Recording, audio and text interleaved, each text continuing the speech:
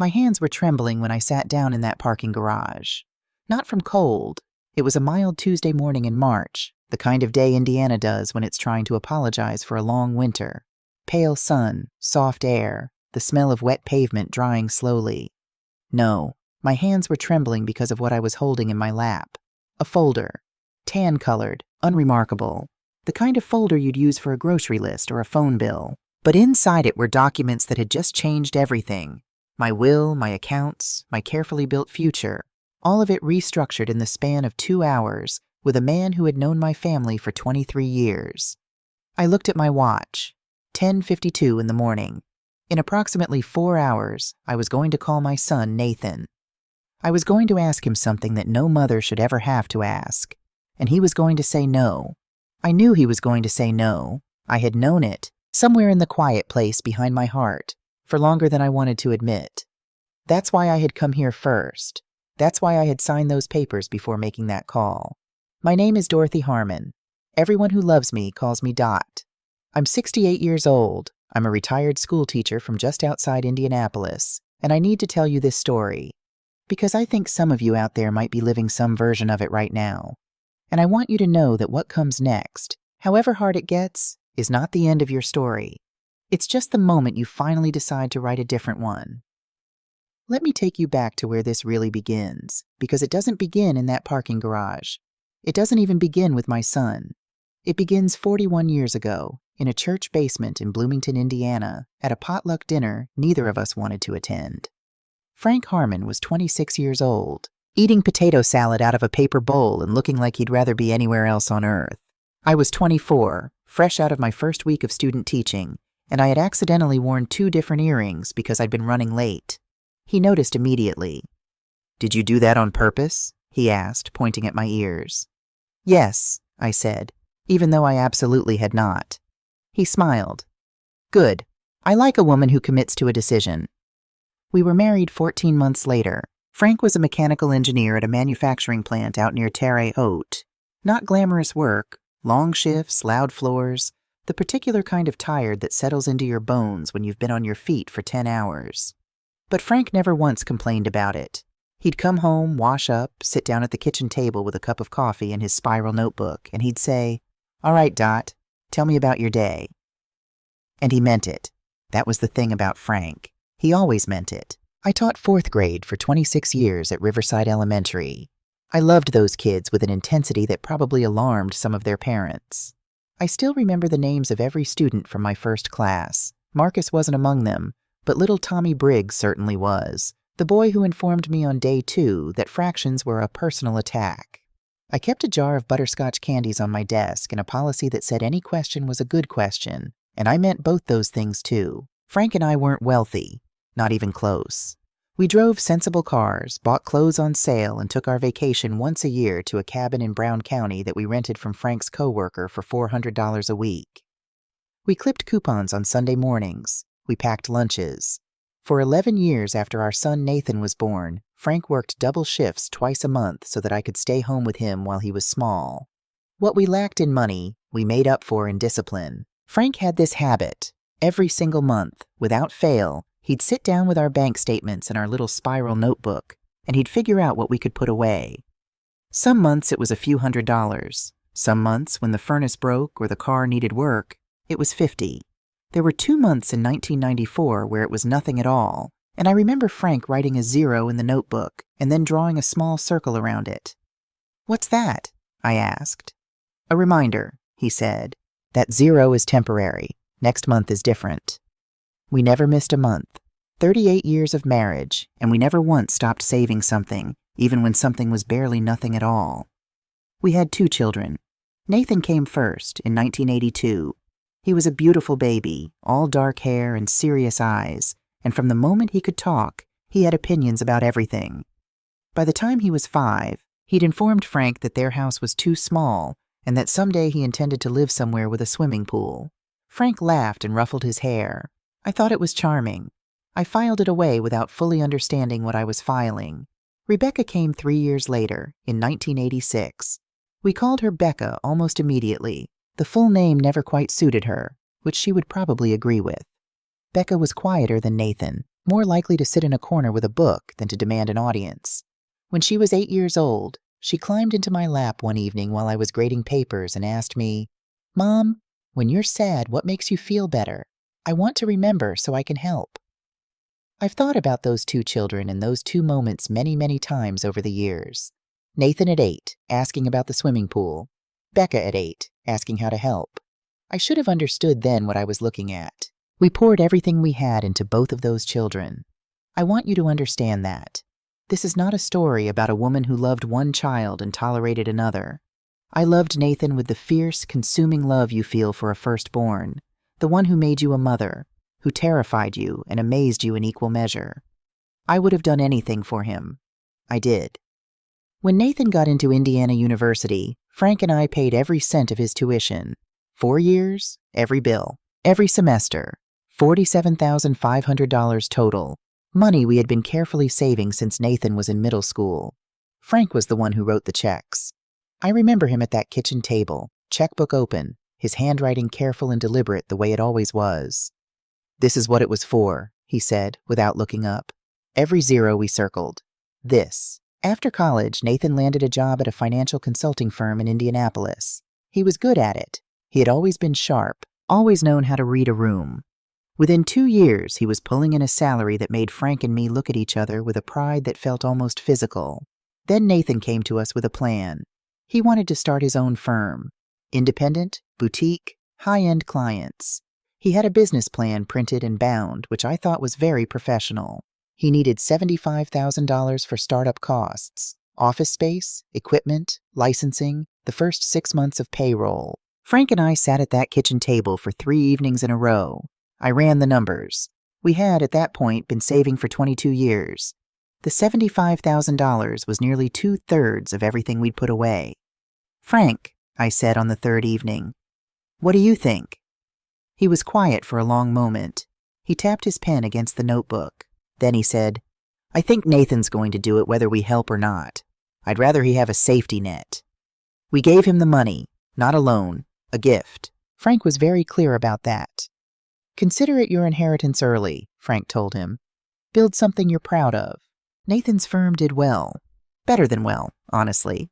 Within 4 years, he had 8 employees, a corner office on the north side of Indianapolis, and a client list that included some names I recognized from the business section of the newspaper.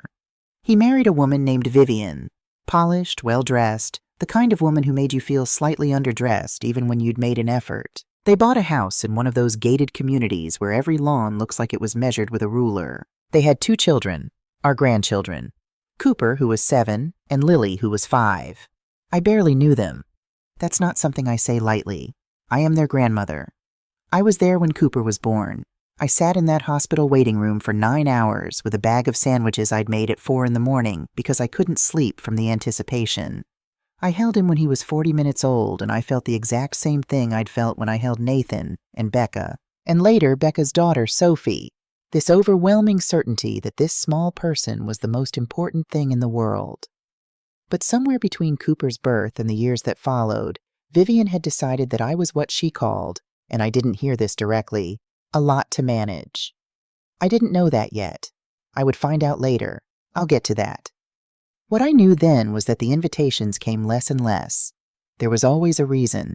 The kids had activities. They were traveling. Vivian's own family was visiting. The house was being renovated. Always something that made complete sense on its own and made no sense at all when you added them up over 5 years. I'd send birthday presents. Sometimes Vivian would text a thank you, a brief one, a single line, sometimes just an emoji. Sometimes I heard nothing. I told myself I was being too sensitive. I told myself they were busy. That's what I was good at. Talking myself out of my own hurt feelings. Becca was different. Becca married Owen Doyle, a high school history teacher who coached the junior varsity soccer team and made the best smoked ribs I've ever tasted in my life. They lived simply, saved carefully, and never once asked Frank and me for anything beyond what we'd already offered. When Becca got into nursing school, we covered her tuition after her partial scholarship. $22,000 over 2 years. 3 years after she graduated, Becca quietly paid back a portion of it without being asked. When I told her she didn't need to, she said, "I know, Mom. That's why I wanted to." They had one daughter, Sophie, 11 years old, gap-toothed grin, the kind of child who asks questions that make you stop and think before you answer. She and I had a game. Every time I visited, she'd pick a topic and we'd each have to tell one true thing about it that the other person didn't know. Her topics ranged from the solar system to what makes a person brave, to once the best kind of soup. I lived for those visits. Becca called me every Sunday without fail, not because it was scheduled, because she wanted to. She'd ask about my week and then actually listen to the answer. She'd tell me about Owen's students and Sophie's soccer games and the stray cat that had started appearing on their back porch and was slowly, incrementally, winning them over.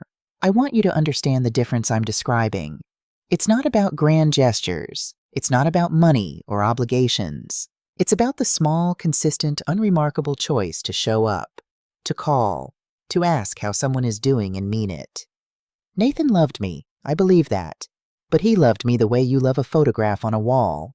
You know it's there, you'd notice if it was gone, but you don't actually look at it anymore. Becca loved me the way you love someone you're still curious about. Like she hadn't finished figuring me out yet and she didn't want to. Then Frank got sick. He had a heart attack in September of 2022. Not his first warning. There had been an episode 2 years earlier, a cardiac event, the doctors called it, which Frank had subsequently and systematically hidden from me because, as he explained when I eventually found out, I didn't want you to worry, Dot. I spent 3 days furious at him for that. Then I forgave him because that was so exactly like Frank that staying angry would have been like being angry at water for being wet. The 2022 attack was worse. He was in the hospital for 6 weeks. He came home with a new collection of medications and a cardiologist who I called every Friday morning with questions. For a while, it seemed manageable. Frank did his cardiac rehab. He walked every morning. He quit the coffee he loved, which was a real sacrifice. The man drank coffee the way some people breathe. He had a second attack in February of 2023. He didn't come home from that one. I held his hand. That's what I want you to know. Whatever came before and whatever came after, I held his hand and he knew I was there. And the last thing he said to me, his voice thin and tired, but unmistakably his, was Dot. Don't let them make you small. I didn't understand it then. I do now. The medical bills, even with insurance, came to $190,000. We had to sell the house. The house where Nathan had announced his swimming pool ambitions, where Becca had climbed into my lap, where Frank had sat at that kitchen table with his spiral notebook for 38 years. I moved into a 1-bedroom apartment in the suburbs, with gray carpet and a window overlooking a parking lot. But Frank had been a careful man. Years earlier, quietly, without mentioning it more than once, he had taken out a life insurance policy, a substantial one. When I sat down with Arthur Whitfield, our family's lawyer of 23 years, and we went through everything, the number was $520,000. After the medical bills, after the funeral, after all of it, I had $487,000 left. I was 66 years old, living alone in a gray apartment, and I had more money than Frank and I had ever had in our entire lives together. Money doesn't soften grief. I want to say that plainly, in case anyone needs to hear it. It doesn't fill the other side of the bed. It doesn't make the coffee taste right when you're only making 1 cup. It doesn't stop you from turning to say something to your husband of 41 years and finding empty air. I left the TV on all day for the noise. I bought Frank's brand of cereal for 3 months out of habit before I finally stopped. I'd see something funny, an odd-shaped cloud, a dog wearing a sweater, anything, and I'd reach for my phone to text him before I remembered. 3 days after the funeral, Nathan called. "Mom, hey, how are you holding up?" "I'm managing," I said, and I was. Barely, but I was. Good, that's good. Listen, I've been thinking. Dad had that life insurance policy, right? Pretty substantial from what I understand. I just want to make sure you're all set, that you've got good people advising you, because Vivian and I know a financial advisor who specializes in... I stopped him. "Nathan," my voice came out very quiet. "Your father has been buried for 3 days. A pause. "Right, yeah, of course. Sorry, Mom. Bad timing. We'll talk later." We didn't talk later. Over the next 18 months, I heard from Nathan maybe 8 times. Birthdays, holidays, brief calls, polite calls, Vivian audible in the background toward the end of each one, saying they needed to get going. I sent Cooper and Lily birthday gifts. I called to ask about their school plays, their soccer games, their lives. Vivian would sometimes send a text. Thank you for the gift, with a small emoji that told me nothing about how either of those children actually were. I told myself it was fine. I told myself I was giving them space. I told myself lots of things. A year after Frank died, I made a decision. I wanted to give both my children something while I was still alive, while I could still see them use it, while it could still mean something right now instead of later. I called them both and told them I was giving them each $100,000. Becca cried. Real tears, unguarded, the kind that caught her off guard, too. Mom, are you sure? This is too much. Use it for Sophie's college fund, I told her. Or fix that roof you've been patching for 2 years. Or take Owen somewhere he's always wanted to go. It's yours, honey. Becca and Owen used it for all three, as it turned out. Sophie's college fund, the roof, and a long weekend in New Orleans that Becca sent me photos from, the two of them grinning outside a jazz club at 10 o'clock at night like they were 25 years old. Nathan's response was different. Wow, Mom, that is incredibly generous. Really. Hey, this is actually perfect timing. Vivian and I have been looking at a place down in Hilton Head, a vacation property. This is going to help a lot with the down payment. A vacation property. I hung up the phone and sat very still in my gray apartment for a long time. Frank's voice came back to me, thin and tired from that hospital bed. Don't let them make you small, Dot. I was starting to understand what he had meant. The loneliness of the months that followed is hard to describe without sounding like I'm asking for pity, and I'm not. I'm describing it because I think some of you know exactly what I mean, and you've never heard anyone say it plainly. It is possible to have enough money to live comfortably and still feel like you are disappearing. I'd go to the grocery store and see mothers with their grown daughters, pushing carts together, arguing pleasantly about which pasta sauce to buy, and I'd have to leave before I started crying in the middle of the aisle. I'd see grandparents at the park with their grandchildren and feel something that wasn't quite jealousy, something older and more complicated than that. I had 2 children, 3 grandchildren, and I was spending my days alone in a 1-bedroom apartment watching game shows and talking to no one except the checkout clerk at the Kroger on 5th. This was not what Frank and I had worked for.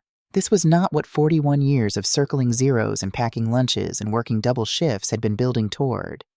I looked at my bank statements and felt nothing but a hollow, echoing pointlessness. You can't take it with you, Frank used to say. He was right. He was always right. 3 months ago, I decided I needed to be around family. Not for a lifetime, not with any grand plan. Just for a week, 7 days, to hear people moving around a house, to sit at a dinner table with more than one plate on it, to be, however briefly, a person who mattered to the people around her. I thought carefully about who to ask. Becca and Owen's house was a 3-bedroom ranch. With Sophie, they didn't have a spare room, though knowing Becca, she'd have given me her own bed and slept on the couch without a second thought. I didn't want that. I didn't want to impose. Nathan and Vivian had a 5-bedroom house, 5 bedrooms for 4 people. Surely, I thought, surely 1 week was not too much to ask. But before I called anyone, I called Arthur Whitfield. Not because I knew what Nathan would say, because I knew what I was going to do after he said it. Arthur's office smelled the same way it had for 23 years. Old paper and coffee and something faintly like cedar. He had a photograph of Frank on his desk from a fishing trip the two of them had taken maybe 15 years ago, both of them squinting into the sun and looking deeply pleased with themselves. I sat down across from him, and I told him what I needed. He listened without interrupting, which was one of the things I'd always respected about Arthur. When I finished, he took off his reading glasses and looked at me for a long moment. "Dot," he said. "Are you sure about this?" "Arthur," I said, "I am more sure about this than anything I've done in 5 years." He nodded once. "Then let's get started." We worked for 2 hours. By 10:52 that morning, every dollar I had, Frank's life insurance, my own savings, all of it, was restructured. A personal trust, controlled solely by me. A new will, with new numbers, with new names in the places that mattered. Everything documented, everything time-stamped. Every question Arthur asked me recorded in his notes in case anyone ever tried to say I hadn't known exactly what I was doing. I signed the last page. Arthur handed me the folder. I walked to my car. I sat in the parking garage. My hands trembled. Not from fear, I realized. From the particular feeling of having made a decision you've been circling for a long time, and finally landing on it. I looked at my watch. 10:52. I had 4 hours before I'd call Nathan. I knew what he would say. I was ready. I drove back to my apartment and made a pot of coffee I didn't drink.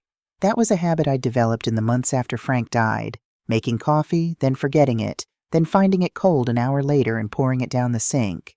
The ritual of it was what I needed.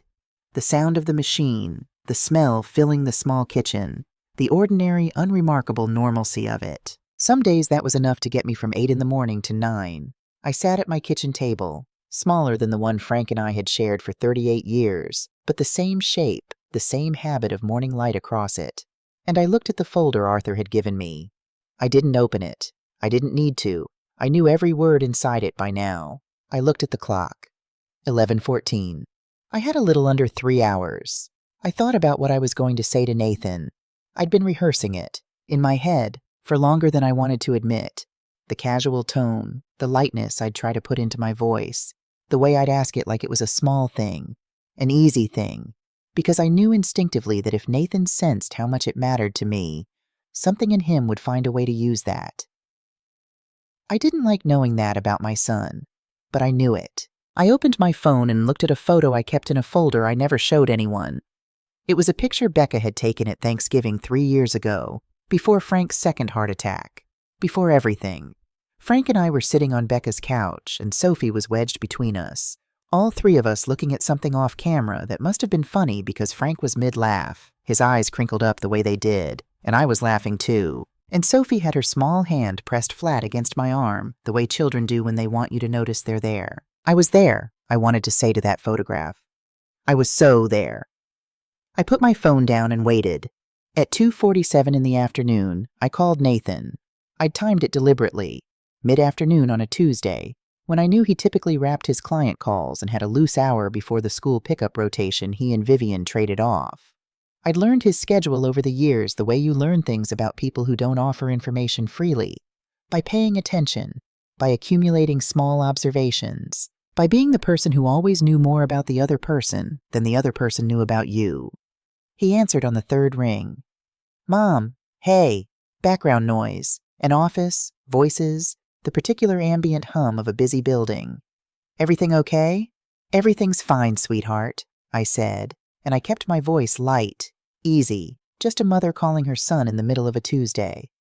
I hope I'm not catching you at a bad time. No, I've got a few minutes. What's up? What's up?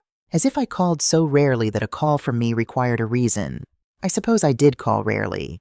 I'd learned, somewhere along the way, to make myself smaller, to not ask for too much, to leave long gaps between calls so I wouldn't seem needy, so I wouldn't become one of those mothers that adult children complain about, the ones who hover, who demand, who don't understand that their children have their own lives now.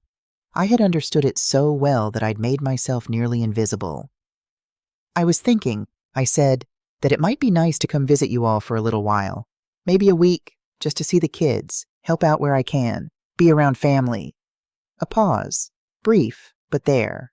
Hold on a second, Mom. The sound changed, muffled, his hand over the receiver, his voice low and indistinct. Vivian. I could hear the rhythm of it without making out words, the back and forth of a couple doing that wordless negotiation that long marriages develop. I'd done it with Frank 1,000 times. I knew exactly what I was listening to. The negotiation didn't last long. Nathan came back on. So the thing is, Mom, we've got a pretty packed schedule coming up. Cooper's got his travel soccer tournament. Lily just started a new piano teacher and they have lessons twice a week now. And Vivian's been dealing with some health stuff, nothing serious, but she needs the house to be calm right now. Having a guest, even family. Nathan, I said gently. I'm not a guest. I'm your mother. I know, Mom. I know that.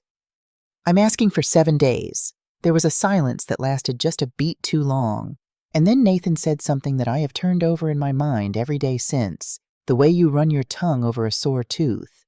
Not because you want to feel the pain again, but because you're still trying to believe it's real.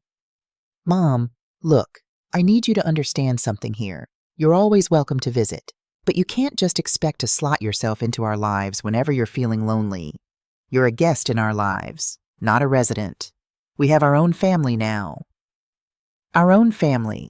I sat very still.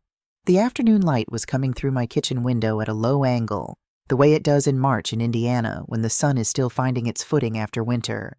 It lit up the steam from my forgotten coffee in a thin, wavering line. I thought about Frank building this family. 38 years of night shifts and circled zeros and packed lunches. I thought about the college fund and the startup money and the $100,000 in a vacation property in Hilton Head. I thought about 3 days after the funeral, and the policy's pretty substantial, right? I thought about our own family. I picked up the phone from where I'd set it on the table. "Okay, Nathan," I said. My voice was very calm. I was surprised by how calm it was. "I understand." "Mom." "No, I mean it. I understand completely." I ended the call, and I sat there in my kitchen with my cold coffee and my afternoon light, and I thought, "Frank, I understand now. I finally understand what you were trying to tell me." I called Becca 40 minutes later. I wasn't planning to tell her about Nathan's call right away. I just needed to hear her voice, to be reminded that the sound of someone who actually wanted to talk to me existed in the world. But Becca had always been able to read me across a phone line the way some people can't read their own family sitting directly in front of them. "Mom," she said, about 2 minutes into what I thought was a fairly convincing performance of normalcy. "What happened?" I told her. Not dramatically, just plainly, the way you tell the truth when you're too tired to dress it up. I told her about the call, about the schedule, about Vivian's need for a calm house, about we have our own family now. Becca was quiet for a moment. Then she said, "Mom, there's something I've been holding on to for a while. I didn't want to hurt you, but I think you need to know it now." This is the part of the story where I learned something that reframed the last 5 years of my life in the space of about 4 minutes. 3 years ago, Becca had been at a birthday party for Frank's cousin's granddaughter, one of those sprawling family gatherings that Indiana families are good at. 3 generations in someone's backyard with too much potato salad and not enough seating. Nathan and Vivian had been there. Frank and I had been there. At some point during the afternoon, I'd gotten up to help carry plates inside. I was inside longer than I'd planned. Got to talking with Frank's cousin Ruth Ann about her garden, the way you do. When Becca came inside for a glass of water, she passed the side porch where Nathan and Vivian were standing with 2 of Nathan's college friends and their wives. She almost walked straight through, but something made her stop just outside the screen door. "Nathan and I have decided," Vivian was saying in the particular tone of voice that signals a policy being announced rather than an opinion being shared, "that we need to set some real limits with Dorothy. She has a tendency to overstep. We think it's healthier for everyone, especially the kids, to keep some separation there." Nobody asked what overstep meant. Nobody pushed back. Nathan didn't say anything. Becca stood outside that screen door and felt, as she described it to me, like someone had just quietly rearranged your whole house, and you were only now noticing that nothing was where you'd left it. She didn't tell me then. She didn't tell me for 3 years, because Becca is the kind of person who will carry a painful thing alone for a long time rather than hand the pain to someone she loves. "There's more, Mom," she said. She told me about Sophie. When Sophie was 8 years old, she had spent an afternoon drawing. She went through a phase that year of drawing portraits of everyone she loved. Serious little pictures with careful details, the particular artistic ambition of a child who doesn't know yet that ambition requires technique. She'd drawn one of Frank and one of me, and she wanted to mail them. She'd asked Becca to help her address envelopes. Sophie had mentioned it later to Nathan during a family dinner, that she'd made a drawing for Grandma Dot and Grandpa Frank and mailed it. Vivian had said lightly the way people say things they want to sound casual. "Sophie, it's sweet that you think about Dorothy, but you shouldn't get too attached. People have their own lives." Sophie was 8 years old. I never received that drawing. I don't know if it was lost in the mail or if it never got sent. I never asked because I didn't know until now that it had ever existed. I sat with this information for a long moment after Becca finished talking. "How long have you known all of this?" I asked. The porch conversation, 3 years. The drawing, Sophie told me about a year ago. She didn't understand why Vivian had said that. She thought she'd done something wrong. She hadn't done anything wrong. No, she hadn't. Becca. I stopped, started again. Does Nathan know? About Vivian? Does he know what she said? Becca was quiet just long enough to tell me everything. I think, she said carefully, that Nathan has known for a long time, Mom. I think he might have agreed. I put my hand over my eyes. Frank's voice, thin and hospital-tired. Don't let them make you small. He had known. He had seen something I'd refused to see, because seeing it would have required me to accept something I wasn't ready to accept about my firstborn son. Frank had known, and he'd spent the last years of his life watching it happen and worrying about what would happen to me after he was gone. That was what he'd been trying to tell me. The call with Becca was winding down. She was due to pick Sophie up from school. When I heard Sophie's voice in the background, Becca must have put me on speaker without realizing it. Or maybe Sophie had come in earlier than expected, because suddenly I heard her clearly. Is that Grandma Dot? Mom, can I say hi? And then Sophie was on the phone. Grandma Dot, guess what? I got 100 on my science test. The solar system one. The one I told you about. Sophie, that's wonderful, I said, and my voice did something complicated that I tried to control. I knew you would. Mom said you sounded a little sad, Sophie said, in the direct way that 11-year-olds have, unfiltered and matter-of-fact. Are you okay? I'm okay, sweetheart. Grandma Dot, yes? Would you want to come stay with us? I already asked Mom and Dad and they said yes. I could show you my science fair project. It's about the layers of the atmosphere, and I made a model out of tissue paper and wire, and it's either really good or really bad. I can't tell yet. I pressed my free hand flat against the kitchen table. Sophie, I said, did you ask your mom and dad before you called me, or after? Before, she said, like it was obvious. I wanted you to know you were wanted before anybody even asked. That's different. 11 years old. Where did you learn that? I asked, and my voice broke just slightly on the last word. From you, Grandma Dot, she said. You always tell me that being kind is about making sure people know it before they have to ask. I don't know exactly when I started crying. Somewhere around you were wanted before anybody even asked, I think. Quietly. I pressed my hand over my mouth so Sophie wouldn't hear and worry. But thoroughly, the way you cry when something you've been holding for a very long time finally lets go. That night, I got out Frank's spiral notebook. I'd been avoiding it. Not because I'd forgotten it was there. It was in the drawer of my bedside table, where I'd put it the day I moved into this apartment, close enough that I could have it without having to look at it. Grief is like that sometimes. You keep things near because you can't bear to put them away, and you don't look at them because you can't bear to open them up. I brought the notebook to the kitchen table, made another pot of coffee that I actually drank this time, and I read it from the beginning. Frank's handwriting, budget notes, grocery lists, observations that didn't go anywhere, small jokes he'd made to himself and never shown me, a running list of movies we'd meant to see and never gotten around to, a note that said ask Dot about the cabin again. She said maybe means yes if I wait long enough. I laughed out loud at that, alone in my kitchen at 9:30 at night, because it was true. I read until the handwriting changed, became smaller, more careful, the particular penmanship of a man who is conserving energy.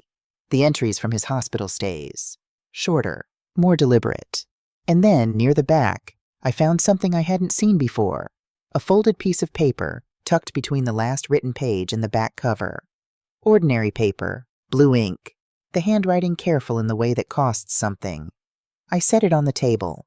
I looked at it for a long time. I didn't open it that night. I didn't know why. Some instinct told me it wasn't time yet, that I'd need what was inside it at a particular moment, and that moment hadn't come. I folded it again and put it in the pocket of my cardigan. The next morning I called Arthur Whitfield. Arthur, I said, I need to come in. There are some things I want to put in order. Of course, Dot. Tuesday work? Tuesday's perfect. Over the following week, while I waited for the appointment, I did 3 things. The first was practical. I sat down at my kitchen table with a legal pad, the same yellow kind Frank had always used, and I wrote down every dollar Frank and I had given Nathan over the course of his adult life, not out of bitterness, not to build a case, but because I needed to see it clearly, the way you sometimes need to write a thing down before you can fully believe it's true. The college tuition, $47,500. The startup capital, $75,000. The emergency call at 11 at night in 2019, $30,000. Last year's gift, $100,000. I added the column, $252,500. That didn't include the years before. It didn't include the birthday money or the Christmas money or the time Frank drove 4 hours to Indianapolis to help Nathan move into his first apartment and didn't ask for gas money. It didn't include the time I took 2 weeks off school, unpaid, to stay with Nathan after his appendix surgery because Vivian was traveling for work and he'd said he was fine. He didn't need anyone, and I'd come anyway because I knew better. It didn't include any of the things that don't have numbers. I looked at that total for a long time. Then I turned the legal pad face down and left it on the table. The second thing I did was call Becca back. "Becca," I said, "I need to ask you something, and I need you to answer me honestly, not the way you think I want to be answered." "Okay. Do you actually want me to come stay with you? Not because you feel sorry for me. Not because Sophie asked. Because you genuinely want me there." There was a pause. Not a hesitant one. More the pause of someone choosing words carefully because the words matter. "Mom," Becca said, "Owen and I talked about this 6 months ago. We have the room. We've been waiting for you to be ready. We didn't want to push because we didn't want you to feel like you were being handled." 6 months ago. They had been waiting for 6 months. Not because they were being polite, because they were being careful with me. Because they understood that being wanted feels different from being offered pity, and they wanted to make sure I'd know the difference. "All right," I said. "All right, you'll come?" "All right, I'll come." The third thing I did was look at the folded piece of paper in my cardigan pocket. I carried it with me for days, to the grocery store, to Arthur's office, to the bench in the small park 2 blocks from my apartment where I sometimes sat in the mornings when the weather was decent. I carried it the way you carry something you're not ready to open but can't put down. The right moment would come. I was beginning to trust again that right moments still existed. Tuesday morning arrived with rain, the soft, persistent Indiana kind that isn't dramatic, but soaks through everything eventually. I put on the navy blue cardigan, Frank's favorite, the one he used to say made my eyes look the color of good weather coming. I drove to Arthur's office. I sat down across from him, the folder from last time closed on the table between us, and I told him exactly what I wanted. Arthur listened. He asked his questions carefully, methodically, writing everything down in the deliberate way I'd always appreciated, not just for the legal protection of it, but because it meant he understood that what I was saying deserved to be recorded, that it was real, that I was real, a competent woman making a considered decision about her own life and her own money in the full exercise of her own mind. "The trust," I said. "Everything goes into a trust I control. No access for anyone while I'm living. No beneficiary can touch any of it." "Understood. The will." I told him the numbers. "Rebecca receives 70%. Nathan receives 30%. Arthur made a note. "And Nathan's portion, any conditions?" "Yes. His 30% is held in trust for 5 years after my death before it can be distributed. Not 1 day earlier." "And if he contests?" "If he contests the will," I said, "his share reduces to 10%. The remainder goes to a scholarship fund in Frank's name at Riverside Elementary." Arthur looked up at me. "Frank's school?" "The school where I taught for 26 years, I said. "Where Frank used to come eat lunch with me on my birthday every year because he said teachers' lounges needed more civilians." Arthur smiled just slightly. He wrote it all down. When it was done, when the last signature was on the last page, he put his pen down and looked at me the way old friends look at each other when something significant has just happened. "Dot," he said. "Frank would be proud." "Frank would have done it sooner," I said. "He was always braver than me about the things that mattered." I drove home in the rain. I made coffee I actually drank. At 2:30 in the afternoon, I picked up my phone. This time I wasn't rehearsing a casual tone. This time I wasn't trying to make myself smaller, lighter, easier to accommodate. I was just Dorothy Harmon, 68 years old, calling her son to tell him the truth. Nathan answered on the 4th ring.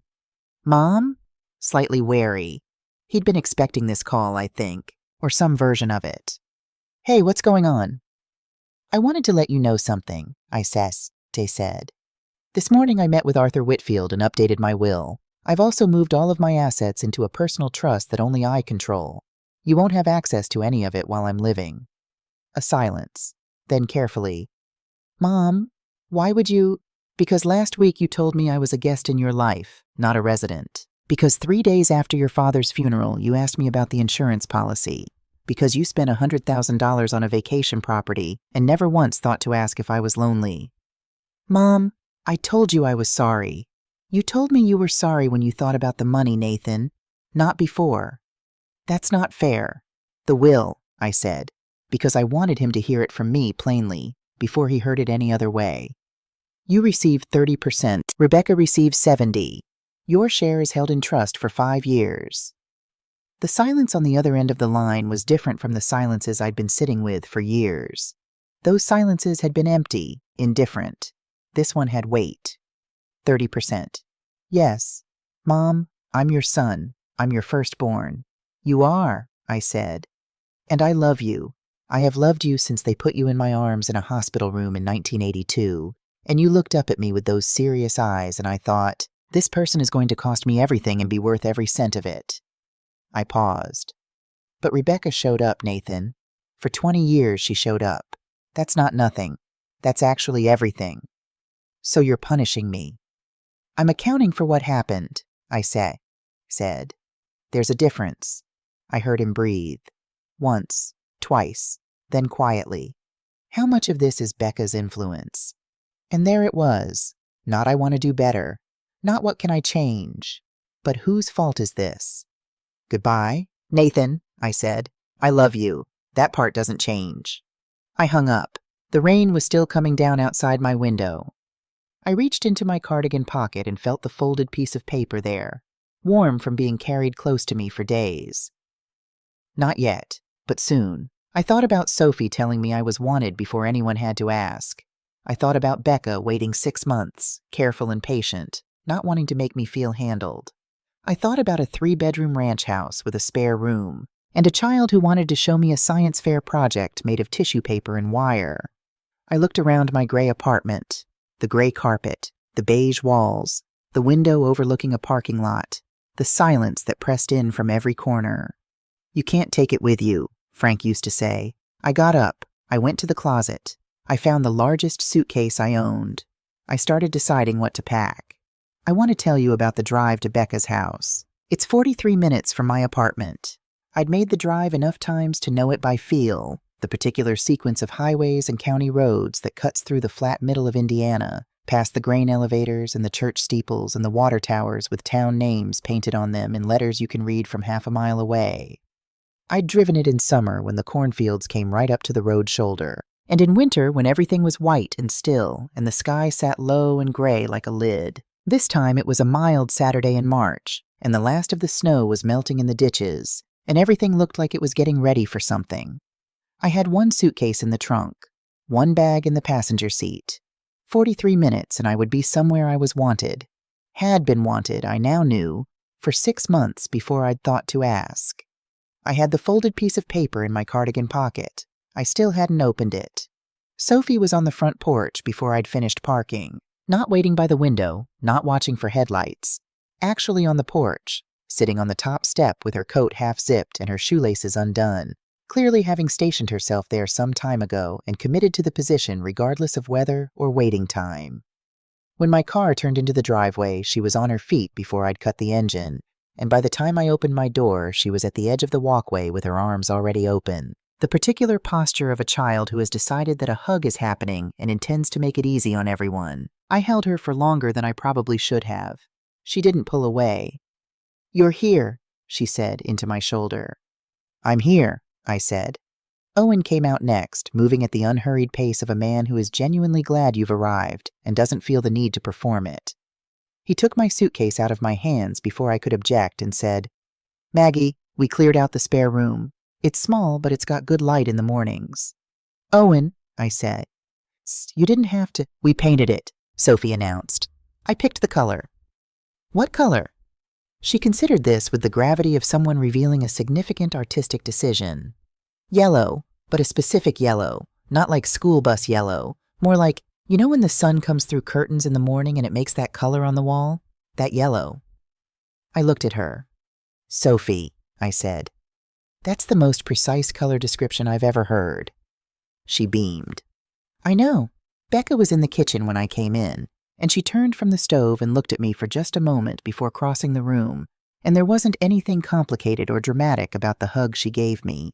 It was simply the hug of a daughter who is glad her mother is there, uncomplicated and warm, the kind of thing that should be ordinary and had become, for me, over the past years, something I'd almost forgotten how to receive. Dinner's almost ready, she said, pulling back and looking at my face with the particular nurse's attention she'd always had, reading people the way others read text. You okay? I think I'm going to be, I said. She nodded like that was the right answer. Come sit down. The first night I slept in that yellow room, I slept for 9 hours. I want you to understand what that means. For 2 years I'd been waking at 3 in the morning, every morning, reaching across an empty bed. I'd developed a relationship with the particular quality of darkness at 3 a.m. in a one-bedroom apartment. The orange tinge from the parking lot lights through thin curtains, the distant sound of the highway, the absolute stillness that is different from peace, that is the stillness of a space where no one else is breathing. That first night at Becca's house, I fell asleep to the sound of Owen watching television down the hall, volume low, the occasional murmur of him laughing at something. Sophie's door creaking once, the particular creak that old houses develop in specific floorboards outside specific rooms. The furnace clicking on. Just a house, making its ordinary sounds. Just people living around me. 9 hours. I didn't wake once. The days that followed had a quality I can only describe as the feeling of drinking water when you've been thirsty for a long time. Not dramatic, not overwhelming, just the steady, simple relief of getting what you needed. Mornings, Becca and I had coffee together before her nursing shift. She took her coffee black. I'd always thought that was a personality flaw, but I'd stopped mentioning it years ago. We'd sit at the kitchen table while the house was still quiet and talk about small things, a patient who'd made her laugh, a show she'd started watching, something Sophie had said at dinner. Normal things, family things. Owen made breakfast on weekends, elaborate productions involving cast iron and patience that Frank would have deeply respected.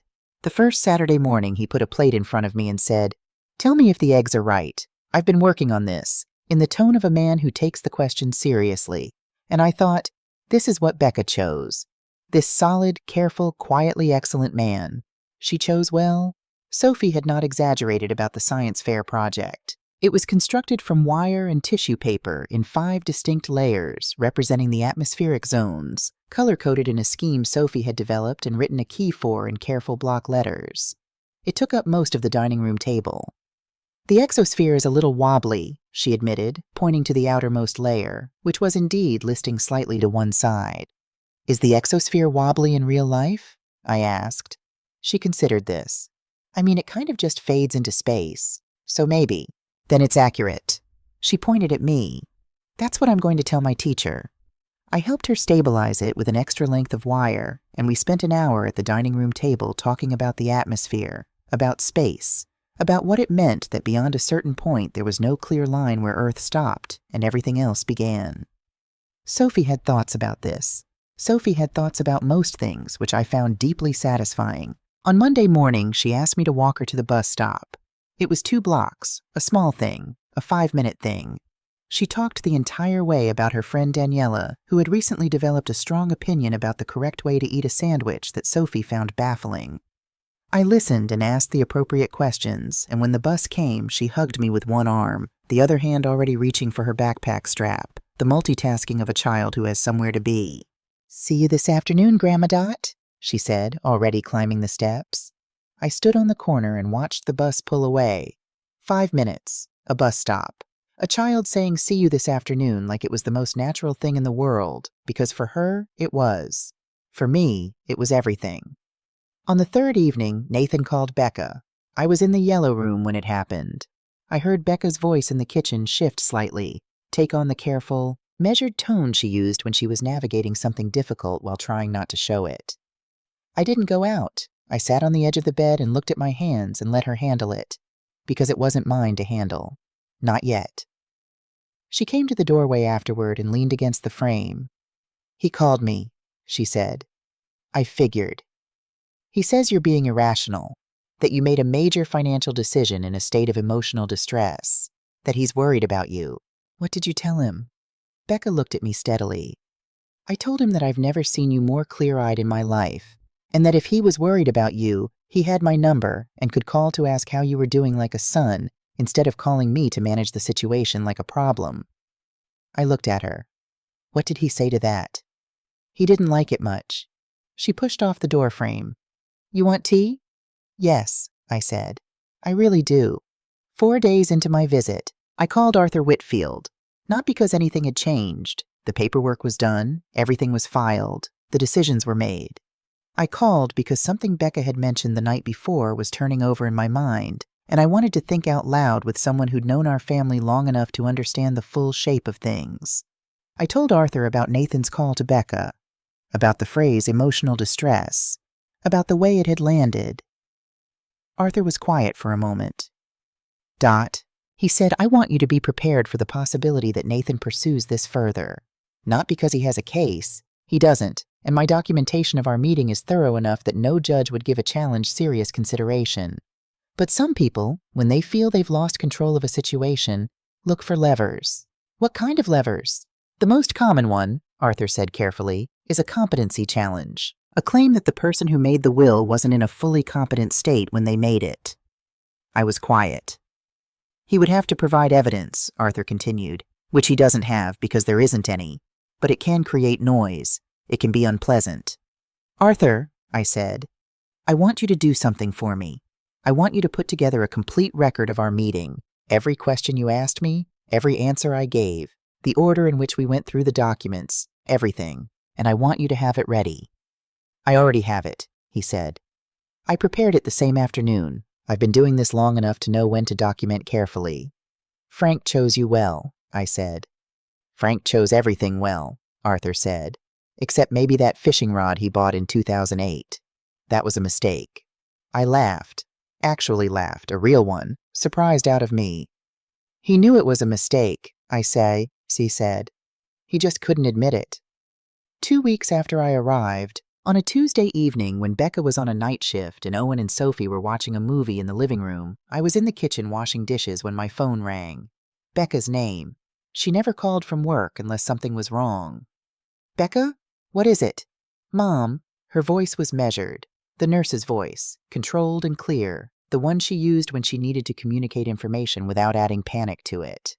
I just got a call from someone named Gregory Aldridge. He said he's an attorney representing Nathan.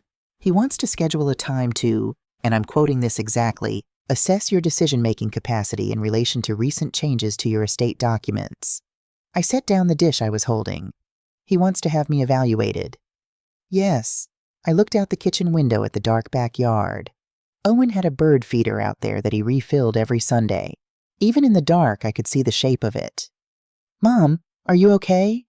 Call Arthur Whitfield, I said. His number is in my phone.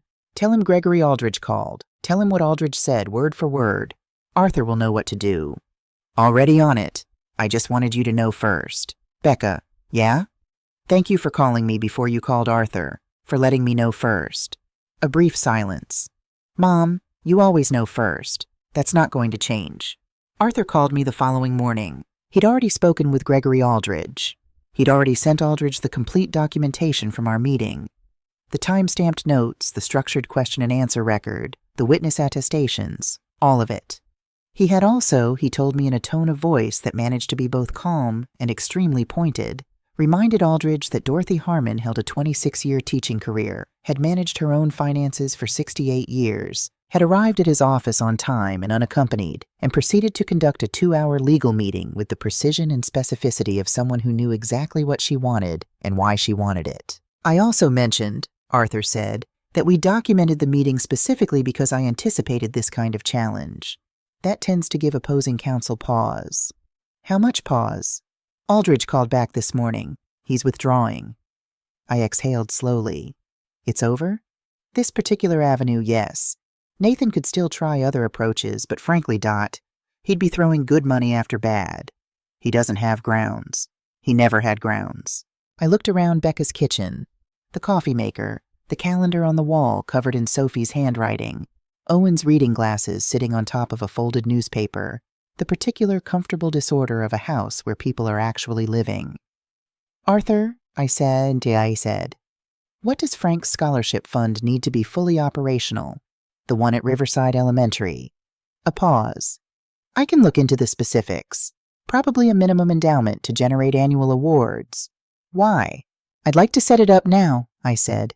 "Not when I'm gone. Now, while I can see it happen." Another pause, warmer this time.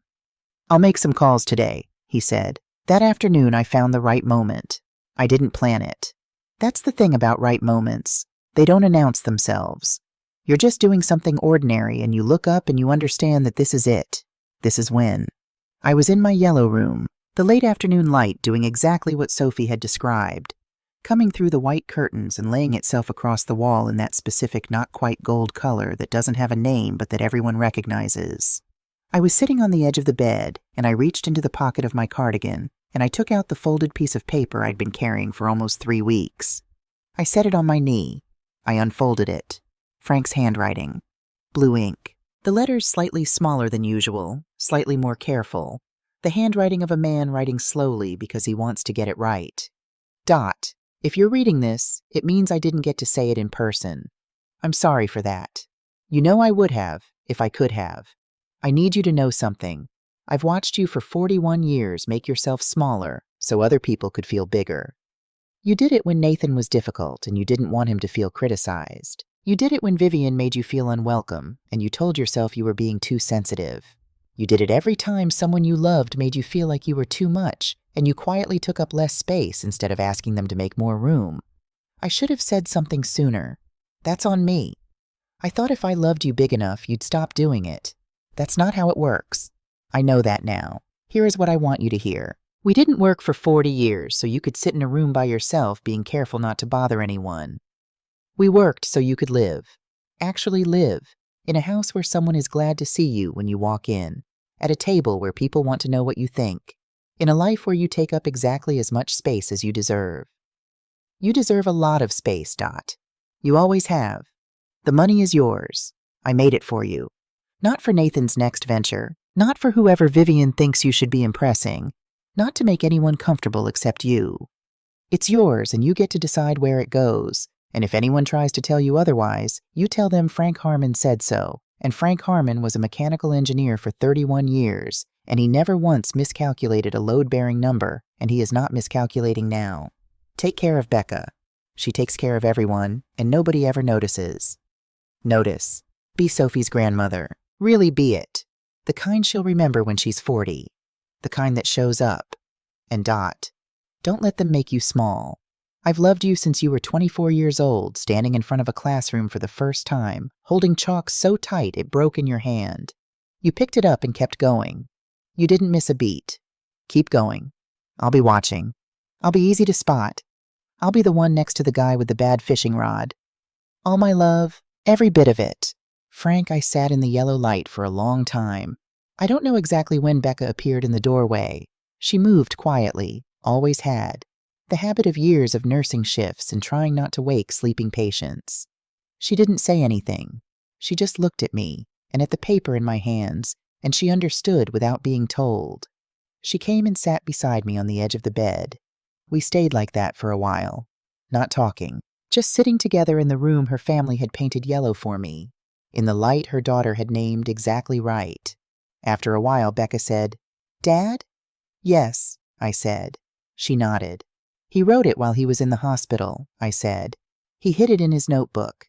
He knew I'd find it eventually. He knew I'd need to find it at the right time." "That's so completely like him," Becca said. And her voice had that familiar mix of love and exasperation that is one of the clearest sounds of grief. Missing someone's specific qualities, the ones that were both wonderful and occasionally maddening. "He said to notice you," I said. "He said you take care of everyone, and nobody notices." Becca looked down at her hands. "He wasn't wrong," I said. "He usually wasn't," she said quietly. "Here is what the months that followed looked like. I want to tell you this plainly, without making it prettier than it was, because I think the truth of it is better than a perfect version would be. Some mornings I woke up and reached for Frank. The empty space is still there. I don't think it goes away. I think you just get better at living beside it, the way you learn to walk with an old injury. It's always there, but it stops being the only thing. I had coffee with Becca before her shifts. I walked Sophie to the bus stop. I had a standing Tuesday evening chess game with Owen, which I lost consistently for the first 2 months, before something clicked and I started winning more than I lost, which Owen claimed to be happy about, but which required him to go look something up in a chess book he'd owned since college and had clearly not consulted in some time. Sophie and I worked our way through classic movies she'd never seen. She had opinions about all of them, strong ones, specific ones, the kind of opinions that require you to have actually paid attention. We argued pleasantly about whether the ending of a certain film was earned or convenient. She maintained it was convenient. I maintained she was right, but that sometimes convenient endings were okay. She considered this and said, "I think I disagree, but I'm going to think about it." I started teaching again, not in a classroom. Sophie's friend Daniela, the one with the sandwich opinions, was struggling with reading comprehension, and her mother asked if I'd be willing to help a couple afternoons a week. Then Daniela's younger brother started coming. Then a child from 2 streets over whose mother worked double shifts and couldn't sit with her for homework. I was teaching 4 children by the end of the 2nd month. I bought a new box of chalk, out of habit, even though we were working at Becca's kitchen table and there was no chalkboard anywhere in the house. I put it on the shelf and looked at it every morning. The scholarship fund at Riverside Elementary was officially established in April. The Frank Harmon Memorial Scholarship, awarded annually to a 4th grade student who demonstrated what the selection criteria called extraordinary curiosity and the courage to ask questions. I wrote that language myself. Arthur said it was unusual for scholarship criteria to reference courage. I told him to leave it in. The first recipient would be announced in June. I intended to be there. Nathan sent a letter in April. Not to me, to Becca. 3 pages, handwritten, which I was told was unusual for him. He said he'd done some thinking. He said he'd been talking to someone, a therapist, which surprised me, and which I thought was probably a good sign, even if the timing was motivated by circumstances rather than genuine reflection. He said he wanted to have a conversation with me when I was ready. I thought about that letter for a long time. I thought about the boy who'd asked about swimming pools when he was 8 years old, and the specific path that had led from that boy to the man who'd asked about insurance money 3 days after his father's funeral. I thought about whether those things were inevitable, or whether there had been moments along the way where things could have gone differently. I thought about my own part in it, the ways I'd enabled, accommodated, talked myself out of my own hurt feelings. I wasn't ready to talk to Nathan, but I thought for the first time in a long time that not ready was different from never, that there might be a version of a relationship with my son that was honest rather than comfortable, that asked something real of both of us, that it might be worth finding out. That was as far as I'd gotten. It felt for now like enough.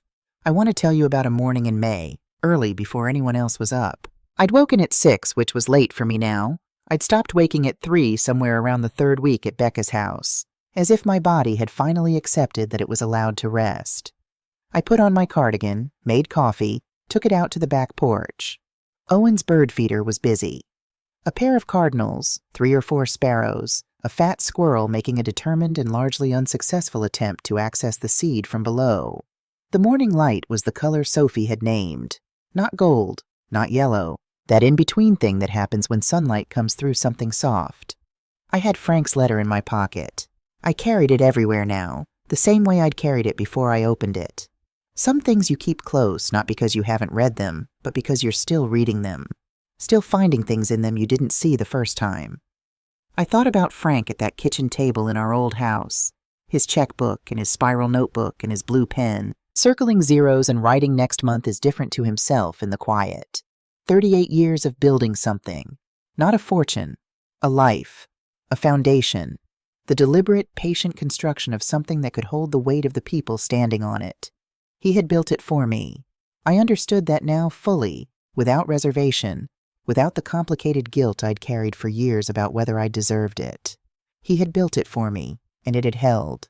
I am not lonely anymore. That's not a fairy tale ending.